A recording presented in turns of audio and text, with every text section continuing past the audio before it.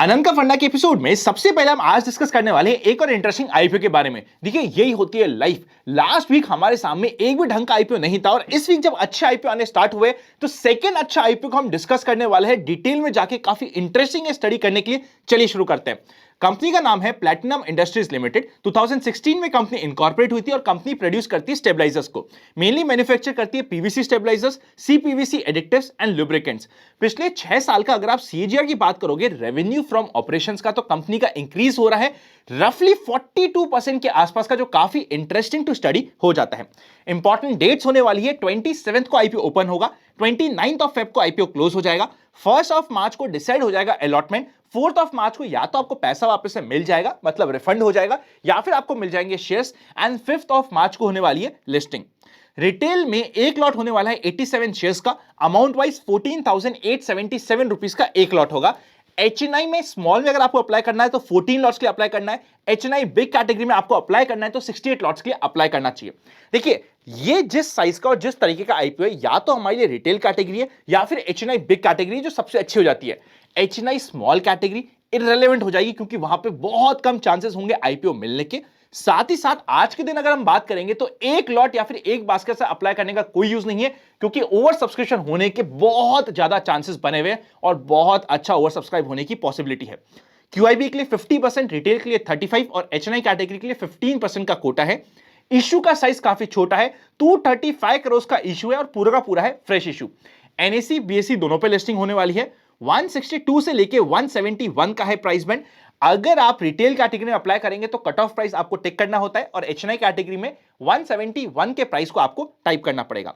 Next अगर हम बात करें कंपनी के फाइनेंशियल्स की, आप चेकआउट कर सकते हैं। टोटल एसेट्स 32 करोड़ से बढ़ते बढ़ते 137 करोड़ से पहुंच गए। रेवेन्यू अगर 2022 वर्सेस 2023 की बात करोगे तो राइज हुआ है 22% से, और प्रॉफिट आफ्टर टैक्स इंक्रीज हुआ है 111% से, जो काफी इंटरेस्टिंग टू वॉच आउट हो जाता है। कंपनी अगर बात करोगे प्रॉफिट के फिगर्स में भी 4 करोड़ का प्रॉफिट था 2021 में, और पहले 6 महीने ऑफ 2024 फाइनेंशियल ईयर में ऑलरेडी 22 करोड़ का प्रॉफिट कर चुकी है। बोरिंग्स 11 करोड़ के आसपास से काफी कंट्रोल्ड है। डेट टू इक्विटी रेशियो 0.28 का काफी कंट्रोल्ड है। रिटर्न ऑन इक्विटी 90% का, रिटर्न ऑन कैपिटल एम्प्लॉयड 56% का, रिटर्न ऑन नेटवर्थ 61% का, प्राइस टू बुक वैल्यू 11 की, पी रेशियो होने वाला है 20 के आसपास का, एंड ईपीएस है 8.31 का। मतलब अगर हम इसके फाइनेंशियल्स की बात करते हैं, काफी कुछ हमें अच्छा देखने को यहां पे मिल रहा है, काफी कुछ अट्रैक्ट हमें यहां पे कर रहा है। पीयर कंपैरिजन की बात करें तो सबसे पहला पीयर कंपैरिजन है सुप्रीम पेट्रोकेम, जिसका पी रेशियो चल रहा है आज के दिन 24 का। सेकंड पीयर कंपैरिजन आ रहा है एप्कोटेक्स इंडस्ट्रीज, जिसका पी रेशियो चल रहा है अगेन 22.36 के आसपास का। इसके पीयर से अगर हम कंपेयर कर रहे हैं तो वहां पे भी हमें ये दिख रहा है कि कंपनी जिस वैल्यूएशन पे आईपीओ ला रही है, अट्रैक्टिव वैल्यूएशन आज के दिन हमें on the face of it देखने को मिल रहे हैं। फाइनली कई बार क्या होता है, जब हम आईपीओ में अप्लाई करते हैं आपका ये इशू आता है कि भैया हम आईपीओ में अप्लाई तो करना चाहते हैं, हमारे हर फैमिली मेंबर के नाम से करना चाहते हैं, पर हमारे पास डीमैट अकाउंट नहीं है। डीमैट अकाउंट नहीं है तो फ्री में डीमैट अकाउंट ओपनिंग्स आपको डिस्क्रिप्शन में मिल जाएंगे। सेकंड इशू आता है कि भैया हमारे पास डीमैट तो पर फंड्स नहीं है, म्यूचुअल फंड में पैसा ऑलरेडी इन्वेस्टेड है, तो आप अपने म्यूचुअल फंड को लीन पे रखते, वोल्ट मनी को यूज करते हुए आराम से वहां पे 3-4 दिन के लिए लीन में रखते हुए लोन ले सकते, 4 दिन बाद वापस से आप रिपे कर देंगे और किसी भी आईपीओ में अप्लाई करने के लिए काफी इंटरेस्टिंग तरीका हो जाता है, जहां पे आपका म्यूचुअल फंड्स भी इन्वेस्टेड रहता है।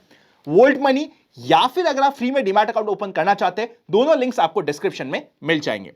फाइनली अगर हम इस आईपीओ के कंप्लीट डिस्कशन को क्लोज करें तो as per sources grey market premium चल रहा है 55% से ऊपर का। रिटेल कैटेगरी में एक लॉट में रफली 6700 रुपीस के प्रॉफिट की बात चल रही है और एचएनआई कैटेगरी में 90,000 रुपीस के प्रॉफिट की एक्सपेक्टेशंस बनी हुई है। तो ग्रे मार्केट प्रीमियम के अकॉर्डिंग भी यहां पे अच्छा रुझान होने की बहुत एक्सपेक्टेशंस है। यहां पे आईपीओ में सबसे बड़ी दिक्कत होने वाली है अलॉटमेंट मिलना। अगर आप मल्टीपल नाम से अप्लाई नहीं करेंगे तो अलॉटमेंट मिलना काफी डिफिकल्ट होने वाला है। आप क्या करेंगे इस आईपीओ में, मुझे कमेंट करके बता दीजिएगा। मुझे तो पर्सनली स्टडी करने में काफी मजा आया इस आईपीओ को, और डिटेल में स्टडी जरूर कर लीजिएगा अपना फाइनल डिसीजन बनाने से पहले। चलते हैं नेक्स्ट सेक्शन पे, जिसका नाम है एक्सपेक्टेशंस फ्रॉम टुमारोज मार्केट।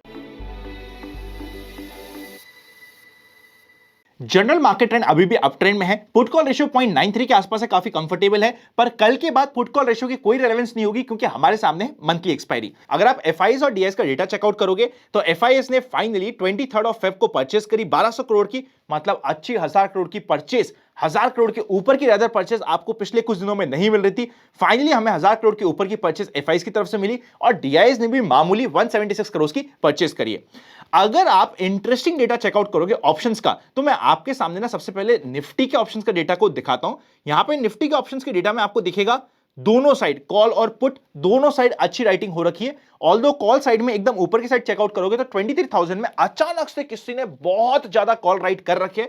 मतलब ये जब आपको इतने अचानक से स्पाइक्स मिलते हैं ना कि 23,000 में बहुत कॉल राइट हो रहे हैं। आज मैं आपको ऑप्शंस का डेटा इसलिए शो कर रहा हूं क्योंकि जब ऐसे आप एक्सपायरी के क्लोज होते हो, मैं आपको क्यों कहता हूं कि पुट कॉल रेशियो को मत देखो, क्योंकि वहां पे कई बार आपको पुट कॉल रेशियो मैनेज भी किया जाता है। अब अननेसेसरी 23,000 तक क्या हम पहुंच रहे हैं, ऑब्वियसली बहुत पॉसिबिलिटी कम है। तो किसी ने अननेसेसरी यहां पे अच्छा खासा डेटा क्रिएट कर रखा है कॉल की राइटिंग का, आपके सामने है। अगर आप बैंक निफ्टी का चेकआउट करोगे डेटा, तो बैंक निफ्टी की भी डेटा में आपको ये पता चलेगा कि अभी तक आपको ऑप्शंस में लड़ाई दिख रही है। मार्केट चल रहा है 46,500 से 600 के बीच में और इसी रेंज पे अच्छी खासी लड़ाई चल रही है।